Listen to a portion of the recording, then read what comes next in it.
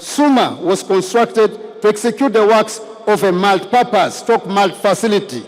The works commenced in September 2024 and the contractor has been able to complete the works ahead of schedule. This is truly something that should be emulated when it comes to implementation of government projects. I must thank SUMA for being patient with us because they wanted to hand over this facility earlier than today. I want to thank Mama, the First Lady, with the Minister of Education, for doing an excellent job. Ebisai bino tubyondekere n'esente zaitu mu kasomi katoito habwaki habwokuba tulina sente.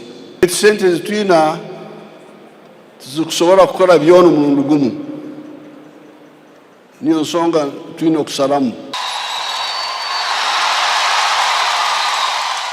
Download the app on App Store or Google Play Store now. Vision Digital Experience, the future of media.